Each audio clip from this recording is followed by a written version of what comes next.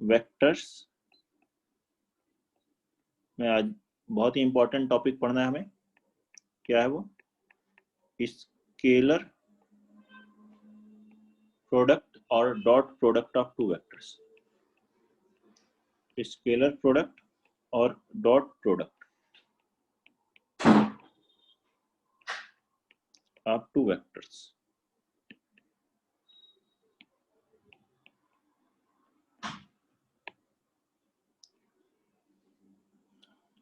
Let A and B be any two vectors।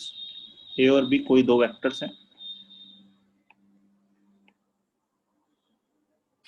Then A dot B will be, इनको dot product क्या होगा? A dot B magnitude A magnitude B into cos theta. ये एक scalar quantity आती है, दो vector के बीच में यहाँ डॉट का साइन लगाते हैं, उसी को कहते हैं डॉट प्रोडक्ट। रिजल्ट स्केलर आता है, मतलब रियल नंबर है, तो इसलिए क्या कहते हैं हम लोग? Scalar product. वेयर थीटा क्या है? Angle between A and B. तो ए और बी के बीच में एंगल कैसे निकालेंगे? मान लीजिए एक वेक्टर ए है यहाँ, बी कहीं और है, उन दोनों के बीच का एंगल कैसे बात करेंगे? दोनों का पहले इनिशियल पॉइंट सेम होना चाहिए, दोनों वेक्टर का। पहले क्या करते हैं? शिफ्ट करके इनिशियल पॉइंट सेम बना लेते हैं। इनिशियल पॉइंट सेम बनाने के बाद यह एंगल आता है where theta is angle between A and B. और ध्यान रखें, एंगल कब निकालते हैं हम लोग? ए इनका इनिशियल पॉइंट सेम बनाने के बाद, आफ्टर मेकिंग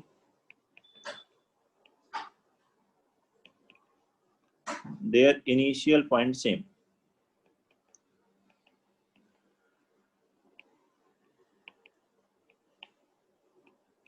अच्छा, इसमें ये आप बता सकते हैं ये एंगल हम कौन सा लेते हैं? ये जो थीटा है, एंटी क्लॉकवाइज डायरेक्शन में या क्लॉकवाइज डायरेक्शन में?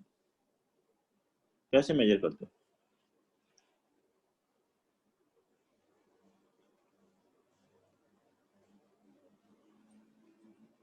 बोलिए, आप लोगों ने डॉट प्रोडक्ट वगैरह तो पढ़े हैं, वेक्टर्स फिजिक्स में भी आता है डॉट प्रोडक्ट, थोड़ा बहुत ज्ञान तो है ही आप लोग को। तो डिस्कस करिए, कौन सा एंगल लेंगे?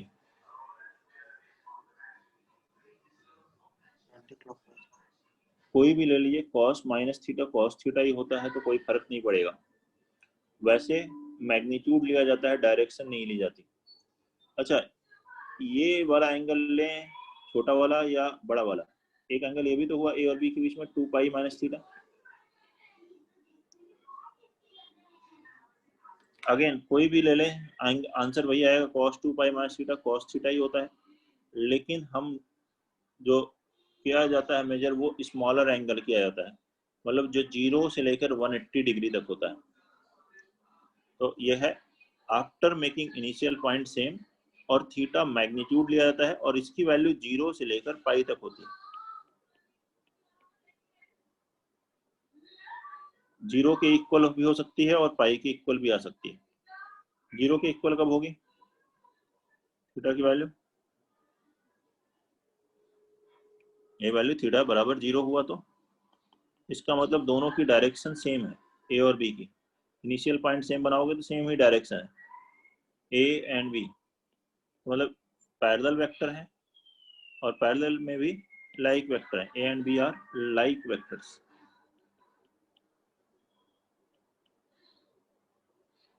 और थीटा अगर इज इक्वल टू पाई हो, तो एक वेक्टर इधर है ए, तो दूसरा सेम इनिशियल पॉइंट बनाओगे तो दूसरी तरफ डायरेक्शन है बी, डायरेक्शन अपोजिट है, तो उस तरह के वेक्टर्स को क्या कहते हैं? Unlike vector. तो इसमें क्या आएगा? अनलाइक वेक्टर्स, जहां थीटा की वैल्यू पाई होगी। तो समझ रहे हैं? नोट कर लीजिए, किसी को कोई डाउट है तो बताएं। सभी लोग नोट कर लीजिए, क्योंकि मैं इसे इरेज करके फिर आगे लिखेंगे।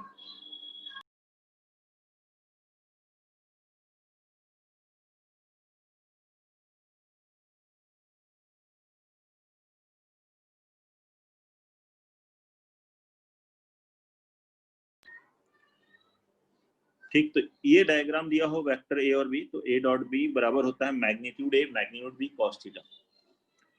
ऐसे ही मान लीजिए, अच्छा डायग्राम बना के दिया हुआ हो, ये वेक्टर ए दे दें और ऐसे लिख दें ये वेक्टर बी है, और ये दे दें कि ये एंगल थीटा है, और इस डायग्राम के लिए आपसे पूछें कि ए डॉट बी क्या होगा, बताओ आप क्या बोलोगे, इसका ए डॉट बी क्या आएगा?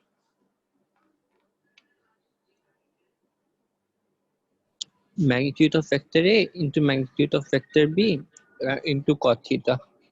इंटू कॉस थीटा नहीं लेंगे अब, क्योंकि इसके टर्मिनल पॉइंट पर इसका इनिशियल पॉइंट रखना है, Initial point दोनों का इनिशियल पॉइंट सेम होना चाहिए। तो इस वेक्टर को हम आगे शिफ्ट कर लेंगे, ये बन गया वेक्टर है। अब अगर ये थीटा है तो ये क्या हो जाएगा, एंगल पाई माइनस थीटा। तो हमें अब इसको लिखना होगा कॉस पाई माइनस थीटा। पहले इनिशियल पॉइंट सेम बनाना होता है। अगर क्वेश्चन लिखा है find angle between two vectors, तो वहां आगे लिखा नहीं है कि इनिशियल पॉइंट सेम बना के एंगल निकालो, लेकिन उसका मतलब ही है कि angle between two vector means angle between vectors after making initial point same. तो यहाँ पे cos pi minus theta minus cos theta होता है, तो ये minus magnitude A magnitude B cos theta हो जाएगा। तो इसमें और इसमें डिफरेंस है थोड़ा सा, ठीक है, इस बात का ध्यान रखें, इनिशियल पॉइंट सेम है तब ये फॉर्मूला है। सेकेंड, अब कुछ और पॉइंट्स देखते हैं, कुछ प्रॉपर्टीज डॉट प्रोडक्ट से related. If A dot B is equal to 0 हो, दो वेक्टर्स का डॉट प्रोडक्ट 0 आ रहा हो, तो आप क्या कहेंगे? A is perpendicular to B, ऐसा कहेंगे।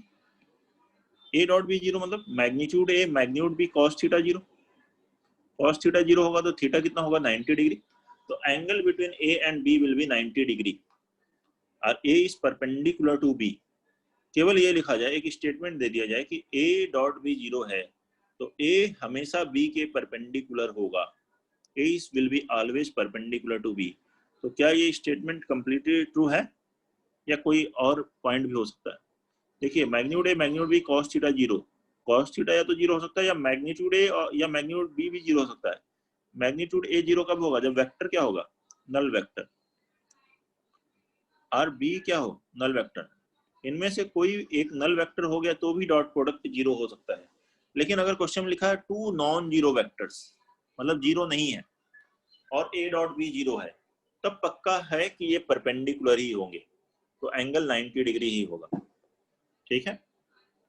सेकेंड पॉइंट लिखेंगे, if A dot B is greater than 0, दो वेक्टर्स का डॉट प्रोडक्ट ग्रेटर देन 0, तो क्या कहेंगे?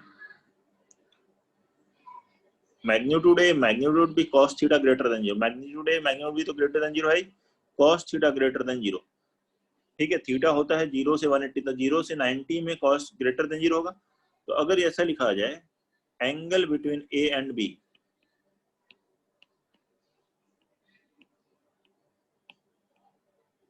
विल बी एक्यूट, ठीक है, ए और बी के बीच का एंगल हमेशा एक्यूट होगा, ये लिख दें। तो क्या ये कंप्लीटली सही है या कोई पॉइंट इसमें भी मिसिंग है, अभी कंप्लीट इंफॉर्मेशन नहीं है? एक्यूट एंगल हम ट्राइंगल के अंदर बोलते हैं। एक्यूट एंगल कहाँ से कहाँ तक होता है बताओ?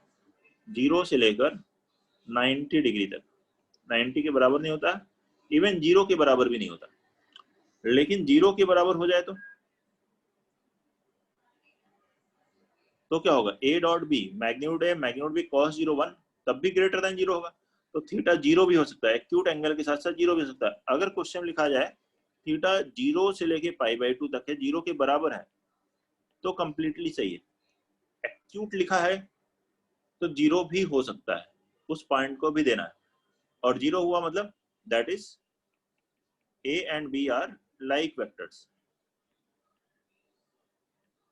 तो वेक्टर्स लाइक वेक्टर्स भी हो सकते हैं, A dot B greater than 0 हो तो, या फिर एंगल एक्यूट हो सकता है, या दोनों को मिलाएं तो थीटा 0 से π/2 तक इंक्लूडिंग 0, ये लिखना चाहिए, ठीक है।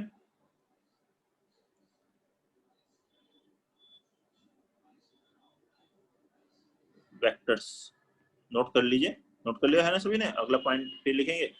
और वेक्टर्स देखें आप, एक्सरसाइज 3A 3B जो कि जेई मेंस और एडवांस के प्रीवियस ईयर के क्वेश्चंस की एक्सरसाइज आपको दी जाती है, उसमें देखें प्रीवियस ईयर्स के जेई मेंस के क्वेश्चंस, जेई एडवांस के क्वेश्चंस, कितने क्वेश्चंस आए।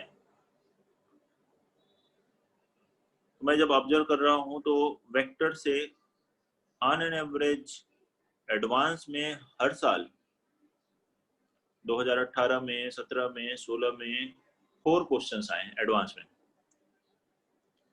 ठीक है, और मेंस में 3 वेक्टर्स प्लस 3D मिलाकर। तो काफी इंपॉर्टेंट टॉपिक, मतलब 10% क्वेश्चंस इससे आ रहे हैं आपके पूरे सिलेबस के।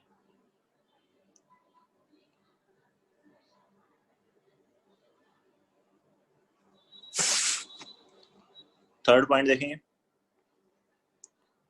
if a dot b is less than 0, then angle between a and b is, तो a और b के बीच का एंगल क्या होगा। मैग्नीट्यूड a मैग्नीट्यूड b तो पॉजिटिव, cos थीटा नेगेटिव होना चाहिए, तो मतलब cos theta negative second quadrant में, angle between a and b will be obtuse. फिर से ऑब्ट्यूज जो एंगल होता है वो ट्रायंगल में एंगल होता है, और ट्रायंगल में एंगल ना तो 0 होता है ना ही 180 होता है। तो ऑब्ट्यूज एंगल जो होता है वो π/2 से पाई तक लिया जाता है, 90 से 180 तक, लेकिन 180 के बराबर नहीं होता। लेकिन अगर 180 के बराबर हो जाए, मतलब if theta is equal to pi हो जाए, तो cos पाई -1, उस केस में भी a dot b less than 0 होगा। That is a and b are unlike vectors. Unlike vectors के केस में भी a dot b less than 0 होता है। मतलब थीटा कंप्लीट वैल्यू बोलेंगे तो π/2 से लेकर पाई तक, पाई के इक्वल तक, π/2 पे a डॉट b 0 होगा, π/2 से पाई तक के इक्वल तक नेगेटिव होगा, और 0 के इक्वल से लेकर π/2 तक, π/2 का इक्वल नहीं है तो वहां पे ग्रेटर देन 0 होगा। फोर्थ केस, फोर्थ पॉइंट, दो वेक्टर सेम है a डॉट a, अगर मैं कहूं तो वो क्या होगा, मैग्नीट्यूड a²। देख सकते हैं a डॉट a मतलब क्या होगा, मैग्नीट्यूड a, मैग्नीट्यूड a। दोनों वेक्टर सेम हो गए तो उनके बीच का एंगल क्या होगा, 0, cos 0 1, ठीक है। यही वेक्टर्स अगर यूनिट वेक्टर होते हैं, a cap dot a cap, तो a कैप का मैग्नीट्यूड हो गया 1, तो magnitude a cap square means 1। इसी तरह से i cap dot i cap, j cap dot j cap, k cap dot k cap, ये सभी वैल्यूज क्या होंगी, 1, ठीक है। इसी तरह से अगर आपसे बोला जाए i cap dot j cap बताओ, तो i कैप और j कैप एक दूसरे के परपेंडिकुलर होते हैं, एक x एक्सिस के अलग, दूसरी y एक्सिस के अलग। j cap dot k cap, k cap dot i cap, ये सब 0 होंगे। और j cap dot i cap निकालना हो, k cap dot j cap निकालना हो, j कैप डॉट, ठीक है, k cap dot i cap निकालना हो, ये सब 0। और ये भी यहाँ से ध्यान रख सकते हैं, a डॉट b लिखा हो या b डॉट a लिखा हो, दोनों सेम होते हैं। डॉट प्रोडक्ट में कम्यूटेटिव लॉ फॉलो होता है, a डॉट b और b डॉट a दोनों सेम होंगे, ठीक है, क्योंकि ये भी मैग्नीट्यूड है, मैग्नीट्यूड भी cos थीटा, थीटा यहाँ पे ये एंगल लेना है हमें, इसका मैग्नीट्यूड लेना है, और इसमें मैग्नीट्यूड भी मैग्नीट्यूड है, cos थीटा सेम आएगा, ठीक है। यह है पॉइंट नंबर 7, नोट करेंगे जल्दी से। फिर देखते हैं point number 8।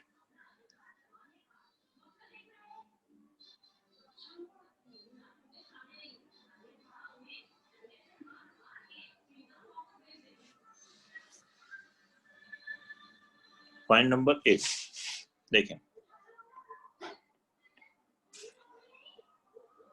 if a is a vector a1 i cap plus a2 j cap plus a3 k cap, and b is another vector, that is b1 i cap plus b2 j cap plus b3 k cap, then a dot b, इन दोनों का dot product क्या होगा, देखिए i cap के coefficient corresponding multiply कीजिए a1 b1, फिर जे cap multiply कीजिए A2 B2, फिर के कैप के A3 B3, ये होता है A dot B. A dot B की वैल्यू क्या होती है? A1 B1, I cap dot I cap 1 होगा, I cap dot J cap 0 हो जाएगा, उससे भी आप देख सकते हो।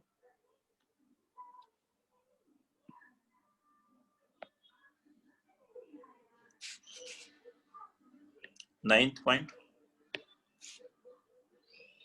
if theta is angle between vectors, if theta is angle between vectors A and B, then what will be cos theta? A dot B क्या होता है? Magnitude A magnitude B cos theta. तो A डॉट बी यहाँ आएगा magnitude A magnitude B से, उससे divide कर दो तो cos थीटा का ये फॉर्मूला है। दो वेक्टर्स के बीच का एंगल कैलकुलेट करना हो तो वही A dot B magnitude A magnitude B cos theta से ही आ गया है। अब यहाँ आप इसकी वैल्यू रखना चाहें तो A डॉट बी है A1 B1 plus A2 B2 plus A3 B3 upon magnitude A है root over A1 square plus A2 square plus A3 square. ऐसे ये root B1 square plus B2 square plus B3 square. अब इसी से देखिए ये दोनों वेक्टर्स परपेंडिकुलर होंगे, वेक्टर्स विल बी परपेंडिकुलर। बस थीटा 90 cos 90 0, तो मतलब A dot B 0, A dot B 0 हुआ तो क्या कहेंगे? A1 B1 plus A2 B2 plus A3 B3 is equal to 0। Vectors perpendicular होंगे तो डॉट प्रोडक्ट से 0। Vectors will be parallel. Parallel कब होता है? जब थीटा क्या हो? 0 हो या पाई हो, या 0 रखो या पाई रखो, उस केस में आएगा। लेकिन पैरेलल तो हम लोग ऑलरेडी पहले ही पढ़ चुके हैं, वही तरीका सबसे आसान है। दो वेक्टर्स पैरेलल हो तो क्या होता है? ये दो वेक्टर्स अगर पैरेलल हैं तो सबसे आसान तरीका क्या है? आई कैप के कोएफिशिएंट का रेशियो, जे कैप के कोएफिशिएंट का रेशियो, के कैप के कोएफिशिएंट का रेशियो आपस में इक्वल होता है। तो A1 upon B1 will be equal to A2 upon B2 will be equal to A3 upon B3। ये लिखा है। इससे कैलकुलेट करोगे तो उससे भी आएगा, लेकिन उससे कैलकुलेशन बहुत ज्यादा हो जाएगी। ज्यादा आसान ये है, दो वेक्टर्स पैरेलल हैं तो आई कैप के कोएफिशिएंट का रेशियो, जे कैप के कोएफिशिएंट का रेशियो, के कैप के कोएफिशिएंट का रेशियो बराबर कर दीजिए। ठीक है, नेक्स्ट वन देखते हैं, नेक्स्ट पॉइंट।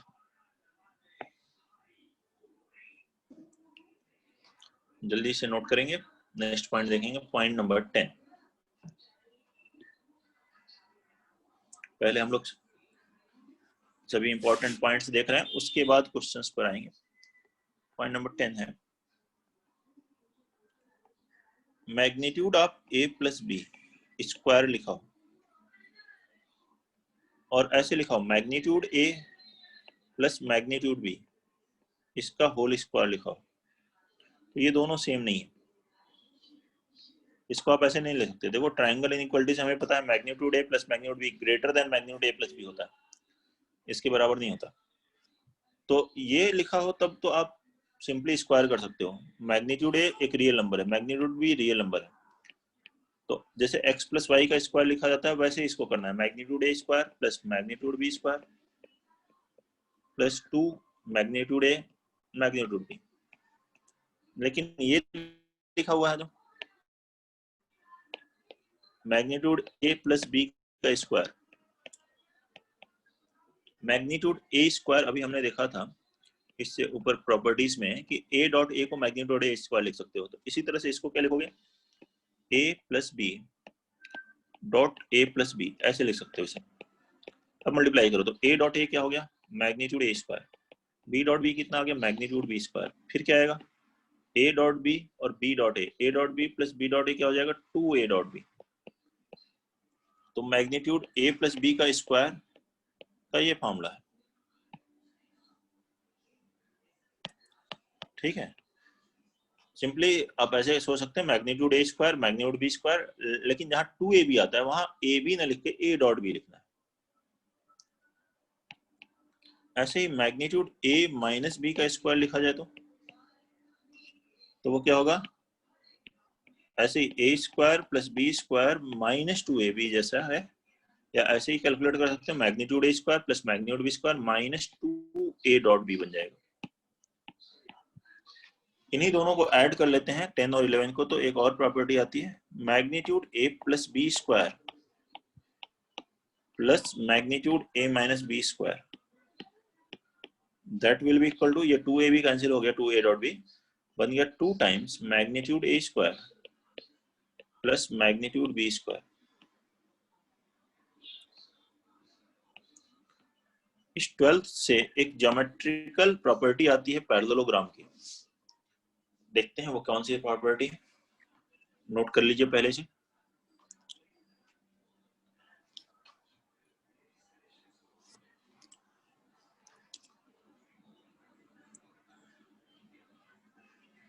ट्वेल्थ से देखते हैं कौन सी प्रॉपर्टी है पैरेललोग्राम की।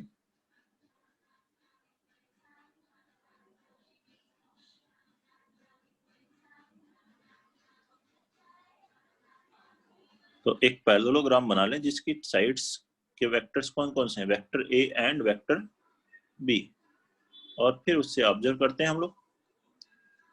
तो देखिए ये एक वेक्टर बना है वेक्टर ए, और इधर बना लिया वेक्टर बी। यहाँ पे पैरेलल साइड्स बना करके ये पैरेललोग्राम को हमने कंप्लीट किया। ये हो गया वेक्टर ए, ये हो गया वेक्टर बी। तो ये वेक्टर कौन सा आएगा, वेक्टर ए प्लस बी। और ये वेक्टर कौन सा होता है जब दोनों के इनिशियल पॉइंट सेम हो, तो वेक्टर ए माइनस बी। तो ध्यान से देखें, तो ये magnitude A plus B square मतलब इस डायगोनल का लेंथ का स्क्वायर पहले डायगोनल का, plus magnitude A minus B square मतलब सेकेंड डायगोनल की लेंथ का स्क्वायर। मतलब यहाँ पे एलएचएस में क्या लिखा है, sum of square, sum of square of length of diagonals in a parallelogram, ये लिखा हुआ है एलएचएस में।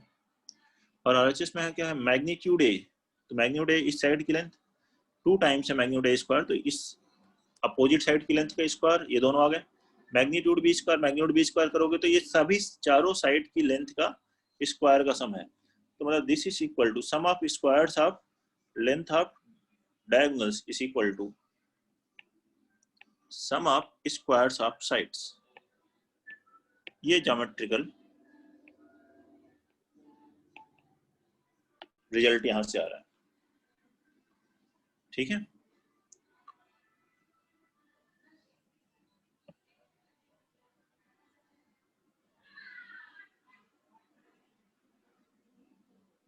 यह था पॉइंट नंबर 12।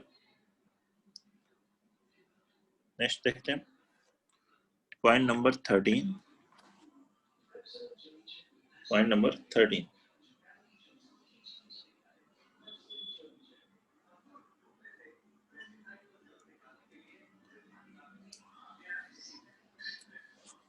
अगर ऐसे लिखा हो magnitude A plus B plus C का स्क्वायर, 2 टर्म हो, 3 हो, 4 हो, ए प्लस 2b प्लस 3c हो, ए माइनस बी माइनस सी हो, सबके लिए ऐसे ही करना है। चाहे ए स्क्वायर करते हैं तो वहाँ मैग्नीट्यूड ए स्क्वायर लिखना है, बी स्क्वायर करते हैं तो वहाँ मैग्नीट्यूड बी स्क्वायर लिखना है। जैसे सिंपली स्क्वायर करते हैं तो वैसे ही कर लें। जहाँ 2ab आएगा वहाँ 2ab नहीं लिखना है आपको, 2a डॉट बी लिखना है।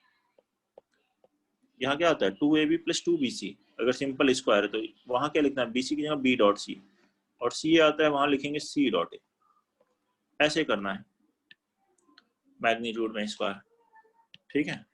14, अगर ये हो a plus B dot A minus B, multiply करो, a dot A magnitude A square minus B dot B minus magnitude B square, B dot A और ए डॉट बी वो cancel हो जाएंगे आपस में। तो ये पॉइंट है, a plus B dot A minus B लिखा हो तो magnitude A square minus magnitude B square आएगा। नोट कर लीजिए इसे, फिर कुछ और पॉइंट बताते हैं।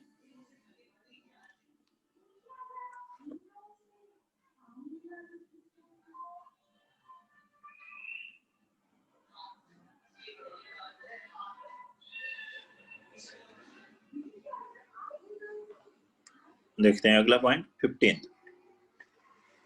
अगर आपसे कहा जाए maximum value of A dot B बताओ, ए डॉट बी की मैक्सिमम वैल्यू कितनी होगी? Magnitude A magnitude B cos theta की मैक्सिमम वैल्यू 1। ऐसे ही अगर minimum value A dot B की पूछें तो magnitude A magnitude B cos theta की मिनिमम वैल्यू -1, तो -1 रख देंगे।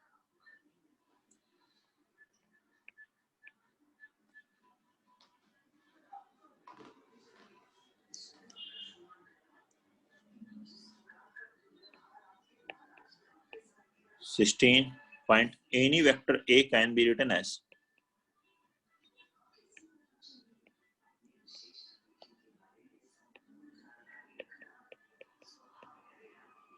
किसी भी वेक्टर A को हम ऐसे लिख सकते हैं, vector A is equal to A dot I cap into outside i cap plus A dot J cap outside j cap plus A dot k cap outside k cap. Important point है, किसी भी vector A को ऐसे लिखा जा सकता है। कैसे आया ये, इसका एक्सप्लेनेशन देखते हैं इसके बाद।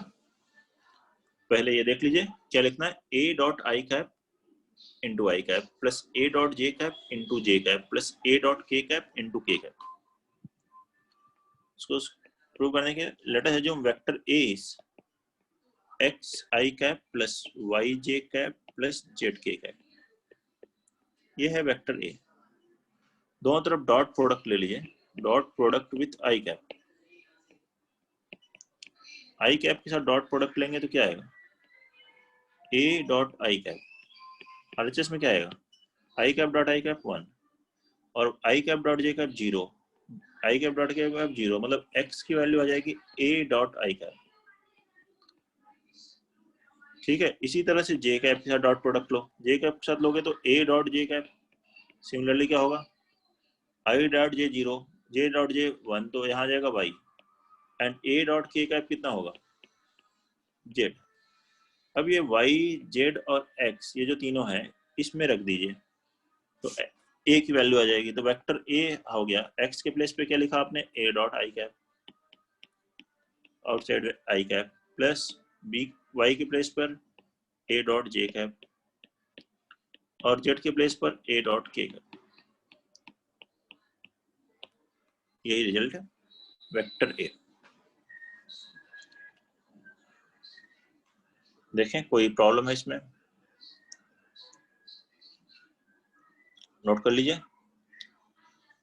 ठीक है, 2-3 और पॉइंट देखने हैं फिर क्वेश्चंस पर आ जाएंगे हम लोग। स्केलर प्रोडक्ट के सभी प्रॉपर्टीज कंप्लीट हो जाएंगी, फिर हम इस पे बहुत सारे क्वेश्चंस देखेंगे अलग अलग फॉर्मेट के।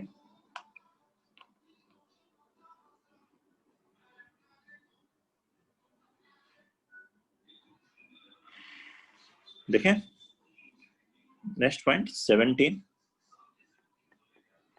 पॉइंट क्या है, A डॉट B प्लस सी लिखा हो या B माइनस सी लिखा हो। आप इसको ऐसे लिख सकते हो, A डॉट B प्लस और minus A dot C। Simply अलग अलग कर सकते हैं।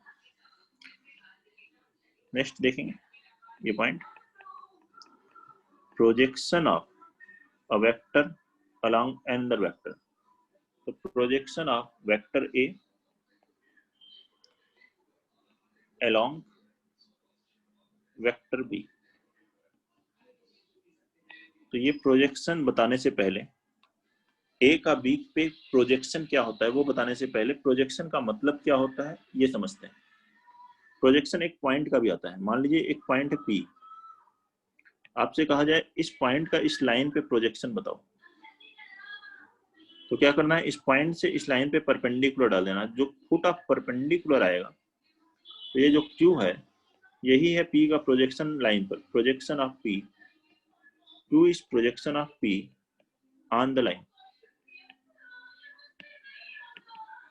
ठीक है, ऐसे ही अगर एक लाइन सेगमेंट हो, मान लीजिए PQ लाइन सेगमेंट है, इसका इस लाइन पर प्रोजेक्शन कैलकुलेट करना है। एक गिवन लाइन पे। तो आपको क्या करना है, P से इस पे परपेंडिकुलर डालना है, Q से भी इस पे परपेंडिकुलर डालना है। तो ये जो लाइन सेगमेंट आ रही है AB, this AB will be projection of PQ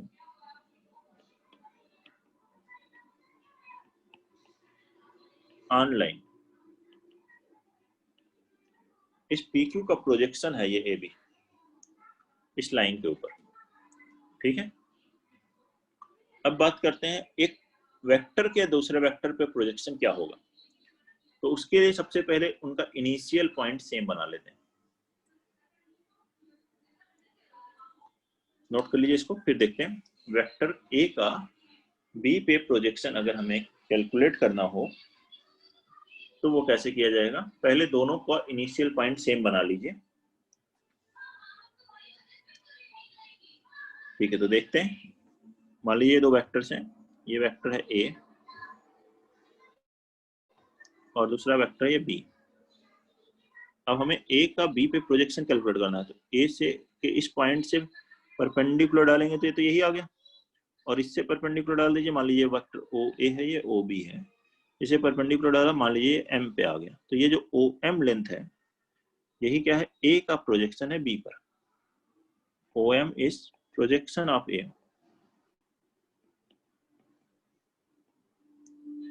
on B। तो ये अगर एंगल थीटा हो तो इसे हम क्या कहेंगे, OA cos थीटा आएगा OM। OM is magnitude A cos theta, ठीक है। अब इसको फर्दर सॉल्व करने के लिए हम इसको ऐसे लिख सकते हैं, OM को मैग्नीट्यूड B से मल्टीप्लाई डिवाइड कर लो। तो ये क्या बन गया, A dot B upon magnitude B। यही है projection of A on B, projection of A on B, समझ रहे हैं। और लेंथ पॉजिटिव होती है तो इसका ध्यान रखें कि अगर निगेटिव आ रहा हो तो प्लस में रखें आंसर, ठीक है। क्योंकि थीटा अगर आपका 90 से ज्यादा आ रहा है तो cos थीटा के चलते वो निगेटिव नहीं आना चाहिए। प्रोजेक्शन ये लेंथ ही है A का B के अलावा। और ऐसे ही projection of B on A, अगर आपसे कहा जाए projection of B on A क्या होगा, B dot A upon magnitude A का B पे प्रोजेक्शन निकालना है तो A dot B upon magnitude B का A पे निकालना है B dot A upon magnitude A। और ये स्केलर क्वांटिटी हमें लेंथ कैलकुलेट कर रहे हैं। लेकिन अगर वेक्टर निकालना है तो हम उसे बोलेंगे प्रोजेक्शन वेक्टर और कंपोनेंट। केवल प्रोजेक्शन लिखा है तो लेंथ की बात की जा रही है, कंपोनेंट वर्ड लिखा है तो उसका मतलब है वेक्टर क्वांटिटी। तो इस पॉइंट को देखते हैं, कंपोनेंट जो वर्ड मैं बोल रहा हूं आपसे,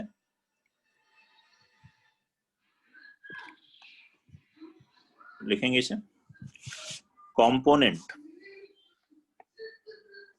लिखा जाए कंपोनेंट, या फिर इसी का क्या दूसरा नाम कह सकते हैं आप, projection vector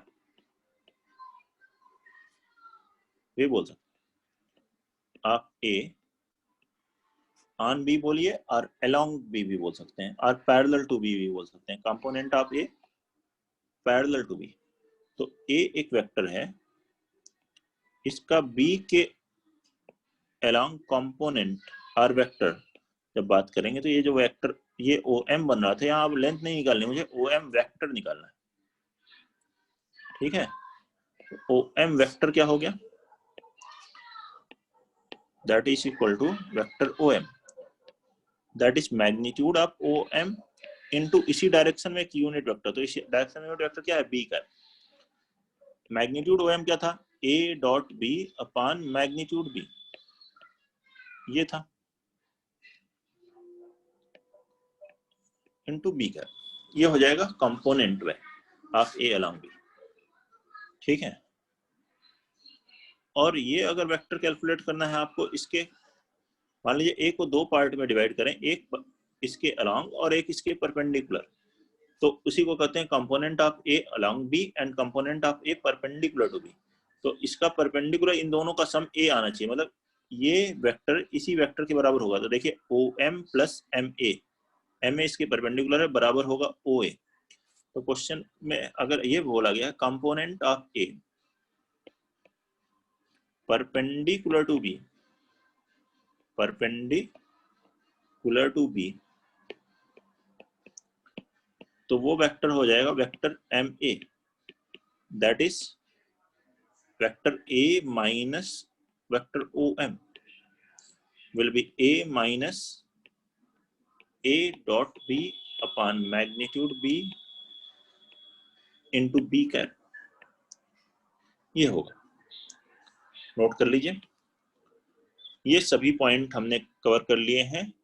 scalar product of two vector और dot product of two vectors, and very important one, scalar product. Question अब इस पर हम लोग करेंगे, लिखेंगे इसे लोग first question.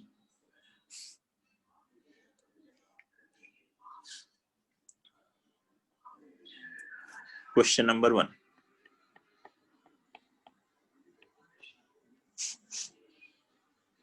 if vector A is equal to 2i cap minus 3j cap plus 6k cap and vector B is equal to 2i cap plus 5j cap minus 14k cap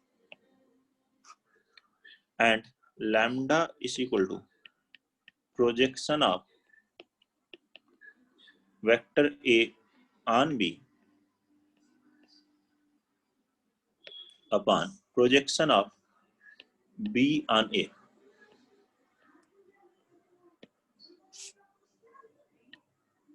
बनाइए इसे। देन फाइंड लैम्डा, क्या calculate करना है यहाँ, lambda की value calculate करनी है। बहुत ही आसान है, इसे प्रोजेक्शन वाले फॉर्मूले पर बेस्ड, जो लास्ट पॉइंट पढ़ा हमने, projection of A on B and projection of B on ए।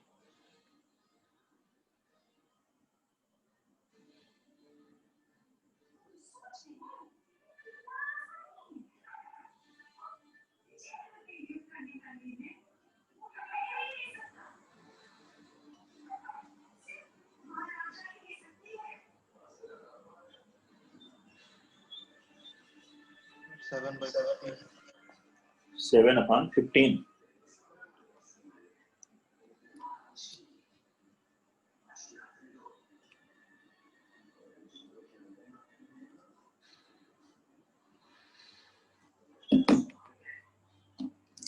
तो क्या हुआ ये, lambda is equal to projection of A on B, क्या होगा ए डॉट बी, हाँ सही है, 7/15 अपॉन मैग्नीट्यूड बी, और बी का ए भी projection b dot A upon magnitude A, यहाँ से a dot B b dot A cancel हुआ, तो ये बन गया magnitude a upon magnitude b। Magnitude a यहाँ से कैलकुलेट करें, a का magnitude root over 2 square plus 3 square plus 6 square, कितना आ जाएगा रूट 49 7, और ऐसे ही magnitude b 2 square plus 5 square plus 14 square 225 का रूट 15, तो ये आंसर आ जाएगा 7/15। बहुत ही आसान है, ऐसे बना लेंगे। Question number 2, if magnitude A is equal to 11, magnitude B is equal to 23 and magnitude A minus B is equal to 30, then find magnitude A plus B। A plus B का magnitude calculate करना है।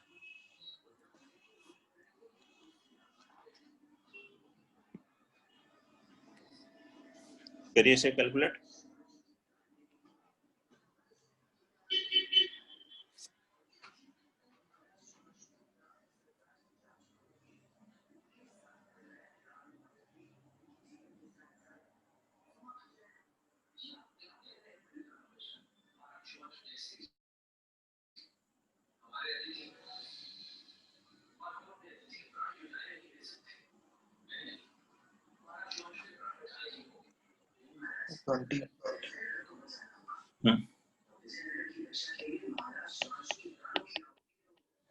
ये formula है, since magnitude a plus b square plus magnitude a minus b square बराबर क्या है, ये भी फॉर्मूला पढ़ा ना, 2 into magnitude A square plus magnitude B square. इसी फॉर्मूले को लगा लेंगे। तो मैग्नीट्यूड ए प्लस बी यहाँ से कितना है, ये कैलकुलेट करना है। मैग्नीट्यूड ए माइनस बी 30 है, तो 30 का square 900, two magnitude A square 11 का स्क्वायर 121, मैग्नीट्यूड बी स्क्वायर 23 का स्क्वायर 529, कितना हो गया 650 इंटू 2 1300, में से 900 माइनस करोगे तो 400, तो magnitude A plus B square 400 आ गया। तो मैग्नीट्यूड ए प्लस बी कितना आया 20। ठीक है, तो यही आंसर है, मैग्नीट्यूड ए प्लस बी कितना होगा 20। कोई डाउट? आसान है बहुत ही, फॉर्मूले बेस्ड है। क्वेश्चन नंबर 3 लिखते हैं।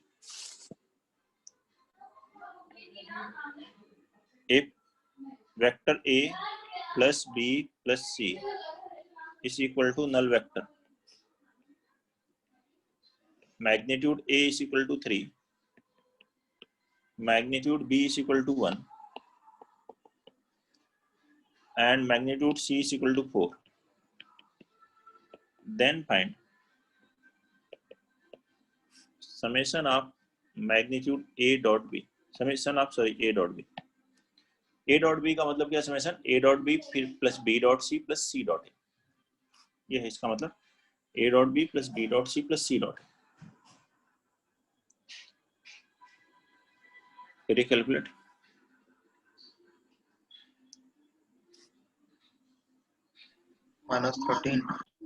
-13, ठीक है। तो magnitude a plus B plus C का स्क्वायर यहां से हम लोग लिख सकते हैं, तो ये मैग्नीट्यूड 0 का स्क्वायर 0 हो गया। इसका क्या आएगा फॉर्मूला, मैग्नीट्यूड a स्क्वायर मतलब 3 का स्क्वायर 9, मैग्नीट्यूड b स्क्वायर 1 का स्क्वायर 1, 4 का square 16 plus 2 times a dot b plus b dot c plus c dot a। इसी को सिग्मा a डॉट b लिखा गया। ये गया आरएचएस में हो गया -26/2, मतलब समेशन a डॉट b कितना आ गया -13। क्वेश्चन नंबर 4 लिखे, if 3 unit vectors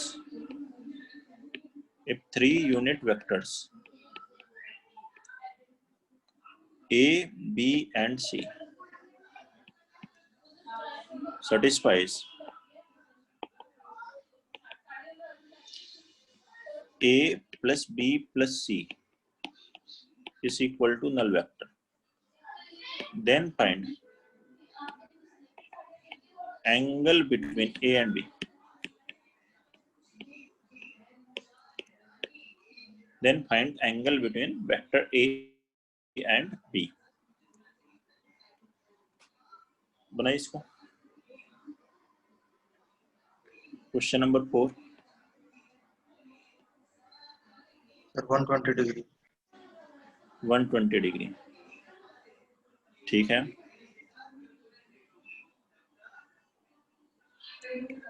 कैसे स्टार्ट करेंगे इस क्वेश्चन को,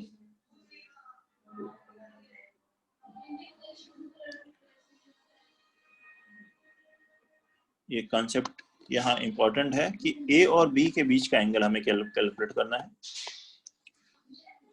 सी से मतलब नहीं है, और इन सभी के बीच में ए बी और बी सी और सी ए सबके बीच में अलग अलग एंगल होगा। यहाँ पे ही मैग्नीट्यूड नहीं लेंगे, ए प्लस बी को एक तरफ रखिए और सी को दूसरी तरफ ले जाइए, तो ए प्लस बी बराबर माइनस सी होगा। अब दोनों तरफ मैग्नीट्यूड ले लीजिए, दो वेक्टर्स इक्वल होते हैं तो उनका मैग्नीट्यूड भी इक्वल होगा, स्क्वायर कर दीजिए। अब यहाँ क्या है, मैग्नीट्यूड ए स्क्वायर 1 क्योंकि unit vector, magnitude B square 1 plus 2 A dot B, और इधर मैग्नीट्यूड सी स्क्वायर हो गया 1, तो यहाँ से आ गया 2 A dot B. A dot B मतलब ए 1 इंटू 1 इंटू इनके बीच का एंगल थीटा है तो कॉस थीटा, तो ये 1 + 1 2, उधर माइनस हुआ तो 1 - 2 -1, तो कॉस थीटा की वैल्यू आ गई -1/2। और -1/2 एंगल किसके लिए होता है, 2π/3 के लिए, तो इसलिए थीटा की वैल्यू कितनी हो गई 2π/3, 120 डिग्री। तो ए और बी के बीच का एंगल कितना होगा 120 डिग्री होगा। नोट कर लें, कोई भी डाउट है बताइए। ठीक है, तो नेक्स्ट क्लास में और क्वेश्चंस करते हैं।